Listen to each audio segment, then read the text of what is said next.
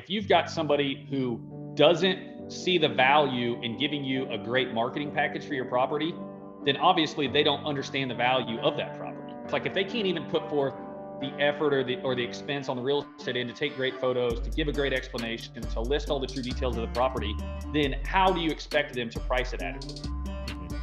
They don't see it. If they saw the value in it, they would put more effort into it. Here's some things to consider if you're on the fence about buying a piece of recreational land, and some things to look at when you're looking at listings. This is with CJ Garrett, who is a land developer and has bought and sold many parcels over the years, and this is some great information. Hope you guys enjoy it. Here we go. So what would you tell someone that's wanting to get started? What's one piece of advice people that are just getting started that need to hear? If you're really serious about buying something, then most people already have an area, but if you don't, just kind of pick an area and just get so familiar with it that you need to be so familiar that when a listing hits the market, you can look at it and you can tell if it's overpriced, underpriced. Like, you need to be on it. And then, lean on guys like you and I and let us go negotiate on their behalf and try to get them a better deal. They need to be able to identify, hey, this is a good deal right now. This is the piece. I feel like so many people get in the mode where they're just browse their phone, and you can scroll through 100 listings, but it's just, it's a failure to launch thing. People just, they look at it and then they overthink it. And then by the time they make up their mind, it's gone. And then it's like repeat. What do they call it? It's paralysis by analysis. Yeah. That's what we call it. You just analyze it to the point where you do nothing. Yeah. I think that's plenty fair. And I think it's scary for most people, and it's the unknown. And also they hadn't done it before. So more than likely they don't trust their own gut instinct, because like, well, how do I know that this is like, how come if this is such a good deal, why hasn't someone else bought it already?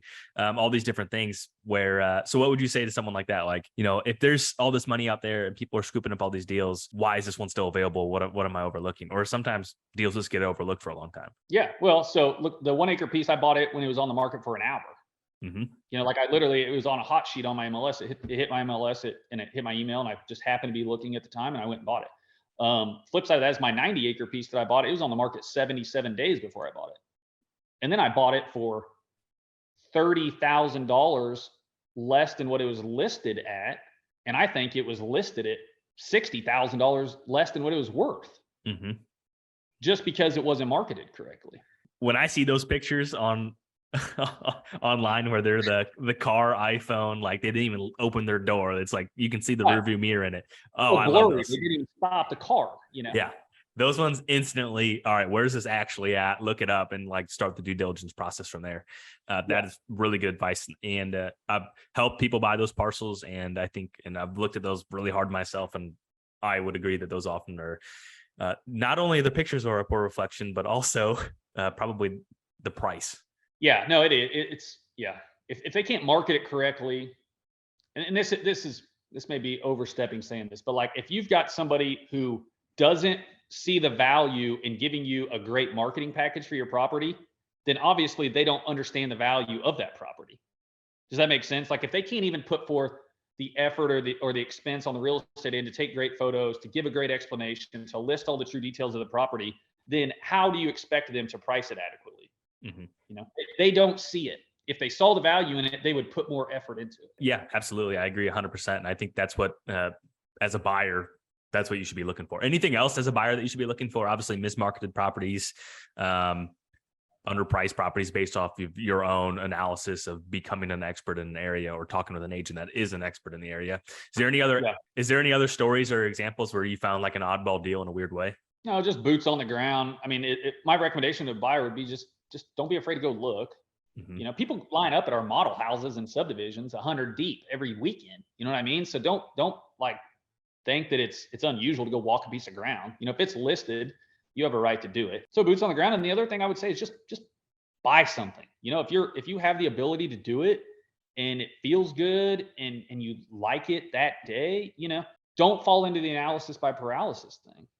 Or paralysis by analysis. Just don't, because you're never going to buy anything. And one of my mentors told me a long time ago, it's all the way from buying things, all the way to hunting trips. He said, when he was 30 years old, he wanted to go on a bear hunting trip, and it was $6,000, for a brown bear. He couldn't afford it. So he's going to wait till he's 32 years old. Well, guess what? Then it's $8,000. Well, now he's got to wait till he's 38. At some point, you just have to draw a line in sand. You have to stop the cost. And the only way you can do that is just commit to it. Mm-hmm. It's never going to get any cheaper. Land's never going to get any cheaper. Not making any more of it, as they say, So find a piece, and if you like it and you're comfortable with it and you have the ability to do it, just buy it. Just tie it up. The only way to do it is you got to stop time, and that's the only way you can stop the price. Yeah. You have to put your name on it at that point in time. Yeah, and I think there's so many people that say different things in terms of like where the market's at right now. I know a lot of people that are still buying great deals and great opportunities, and it's just, I don't know. It's like everyone wants to make some sort of excuse of like, the interest rates are too low, so prices are too high. Okay, well, now the interest rates are too high, and pick your battle. Like, it's never going to be absolutely perfect. And then even if let's say there is a dip, I still think people will be like, well, it's not at the bottom yet. I'm not going to buy it yet. What do you say to those folks, or what insight do you have on that? I hear it every day like you, right? I mean, I could get on MLS right now and show you how many transactions closed in my area today. Mm-hmm. I mean, there's no way that every one of them was a bad deal. 100%. You know? So every one of those deals that closed, somebody thought it was a good deal, or they wouldn't have bought it. Mm-hmm. And obviously appraised out everything else. So, I mean, there are deals that to some people, right, they just may not fit their what they're looking for. And that's okay, but it's the people that run around and talk about there's no good deals to be had. It's like there's deals happen every day. Yeah, the abundance mindset. There's plenty for everyone. Go out there and get it. There's plenty of success for everyone out there. There's opportunity everywhere. And honestly, the people that normally are the most vocal with there's no deals and everything's overpriced, those are either one of two people in my experience. One is somebody who doesn't own anything, or two, somebody who may own land, but they bought it in 1973. Hope you guys enjoyed this. My name is Jake Hofer, and I'm a real estate agent out of the state of Illinois, and it's my goal to help 100 people buy their first farm. I've been doing that with the Land Podcast and clips like this every single Thursday and Saturday that are released here on the channel. And to be one of those 100 people, all you have to do is, if you're in the state of Illinois and I can help you, I'd be happy to do so. Number two, if you want to get connected with someone that can help you, reach out, and I'll be happy to get you in contact with an agent that I would personally do business with. And the last one is, if you just simply learn something from the content we're putting out, or you get inspired to take action, I want to know, get you out of that spreadsheet. I'm on a mission to help 100 people. Until next time, see ya.